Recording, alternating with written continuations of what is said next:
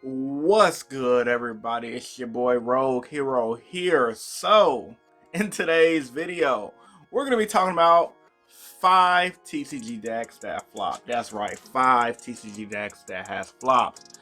Now, the reason why I wanted to make this video is because, let's face the fact, there's not really too much going on with the actual Yu-Gi-Oh! TCG. And I was thinking, what about those TCG exclusive decks a lot of you guys like to play? There was a bunch of them that came out throughout the years, like Burning Abyss and Cosmos, that were great. But then again, there was a bunch that flopped as well. So I've compiled a list of what I think are the most important ones that flopped.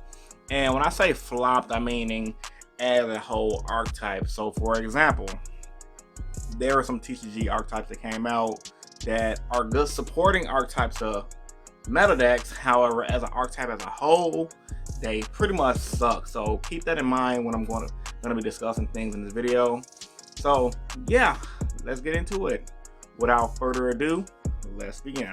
Ice on my wrist, looking kinda cool. Bad bitch with me, she ain't tryna move.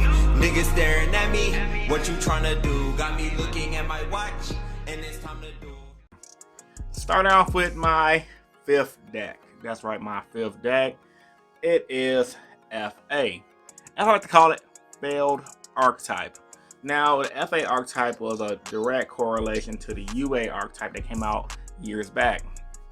UA, on the other hand, while it sucked as an archetype, it was somewhat more of a good deck in the sense that it was more of a casual level. But FA, they literally have that one card that I believe it reduces its level to negate spells and traps, and that card gets splashed in like almost every meta deck that makes a break my board or bust type of feel. However, that's really almost all you know about the archetype.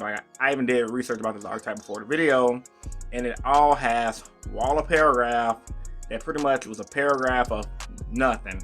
They get boosted by their stats. You gotta do too much to get little effects. Just all around bad archetype in my opinion. I think Konami really messed up. I think they had something cute going with the level modifier. They just needed some more support in order to boost themselves on a higher totem pole. I think FA needed probably a solid level 4 monster to get the ball rolling. And like most decks, when it's by themselves, a way to keep a field presence and a hand presence.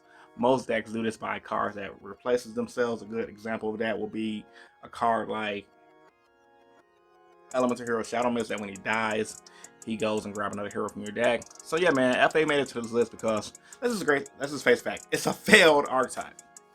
Number 4, Dangers. Now, a lot of you guys are probably saying, this dude's crazy. This dude's insane. I love Dangers. Dangers is a broken deck, right? Wrong. Dangers as a supporting archetype. Now we talking, you know, who don't like, oh, pitch this, you didn't hit it, switch someone to the field, draw a card. Like, it has everything you guys need to be a good deck. But every time I've seen somebody build a pure danger deck, it was garbage. Like, literally. At most, it could possibly do good at the locals. At most. Dangers as a deck by themselves, they can do some cute things like spam links because they all replace themselves, give or take. But now that a lot of the important danger cards are limited, don't ask me their names because their names are freaking horrendous and it's hard to remember them. But a lot of them just don't do a lot of nothing like they do. Then they have like the Dangerous Tornado Bird when he dies by sending from the hand, and you pop a spell or trap. Like, they need a lot more to move forward. Dangerous, in my opinion, was an attempt to remake the Monarch deck, and they made it good to the point where if you add it with other archetypes, amazing. Great examples. Literally, we had like what, Danger BA, we had Danger Dark Rose, which is a really solid deck. But when you pick like pure Dangers, like the deck, like I said, I've seen people try it at regional levels and at the local level, and it was okay. It wasn't completely bad, but as an archetype by itself, it sucked. And you can't argue that to me. So with that being said, Danger had to make this list at number 4. As an archetype that flopped, as an archetype for itself, like I said. Number 3, one of my favorite decks that I had a lot of hype for when it was gonna come out, Time Thief. So Time Thief deck, man, Konami, how did they drop the ball with such a unique archetype? That was amazing. Just like Danger, Time Thieves was the type of deck that when you combined it with things like Lunalights, amazing deck. It worked. Redoer is just a pretty much god tier level card in my opinion. But when you have it as a deck by itself, it's booty butt cheeks. Like literally, all you do, deck revolves around a little make Redoer, and if your opponent can't handle Redoer, which Redoer is that powerful of a card, you're usually gonna win. However, that type of deck playstyle is about 6 years too old, give or take. I think Time Thieves would have been the perfect archetype to play as a deck by itself. Would have been perfect around the Wind Up Insector, Doka, Lagia format, because back then you can get away with just banishing one monster, having a monster spam after the board, banishing one monster, having a monster spam after the board. A great example of this was Wind Up Rabbit, who had a similar effect to kept dodging monster effects, because anytime your opponents had a dark hole, you back in the day, Wind Up Rabbit banished itself, come back, come off your opponent. It was amazing. Wind Ups was a god tier deck. So yeah, man, Time Thieves, like I said, they got more support. They got a negate card, which is awesome. They just don't have another good XYZ. The new XYZ they have, in my opinion, like yes, it reborns Redoer and it's good, but the issue I'm having building that deck by itself, it loses hand advantage. Like literally, they need a card similar to Spiral Resort where it searches and keep a way to keep the hand up. However, they don't have anything like that. Like they literally, Time Thieves, in my opinion, is 2 cards away from being broken. They need a way to keep their hand up, however they want to do it. You can get them a card that replaces itself, like a Searcher, like a Shadow Mist, for example. You can get them a Stratos. Heck, they even have a Stratos. They just need something to keep their hand up, and then they will be really good. But right now, the deck is a flop, in my opinion. It's only good when you mix it with other archetypes. So with that being said, Time Thieves, unfortunately, had to make this list. Number 2. Another great archetype that when you mix it with another deck, it's amazing, but by itself, it's garbage. Kaiju. Kaiju, like Time Thieves, had a little bit of potential. Some may argue Kaiju is a deck that when you look at it from the outside looking in, it's meant to just be a supporting type of deck, card type. All of their effects revolve around sucking up your opponent's monsters, is going over. Similar to things like Lava Golem, they're effectively are the new versions of Lava Golem. However, they do have a lot of support cards. You got Interrupt the Kaiju Slumber that destroys monsters on the board and replaces 2 Kaijus on the board to battle. You have the Kaiju Tower that unlocks the Kaiju's second effects, which if you're playing Gamma Seal can negate monster effects, which is really amazing. And if you mix Kaijus in a deck with like Dinosaurs, for example, it's amazing. Heck, most of the time Kaijus are just used as a supporting way to get rid of boss monsters. But as an archetype themselves, they just suck. I've seen people build decks like that was pure, and it's really slow. They have no way to gain hand incursion, and once you just spit your hand to the board, that's it. Like literally, if you're playing a pure Kaiju deck, you just place this monster of yours, bring my Kaiju, run you over, pass. Interrupt the Kaiju Slumber, pass.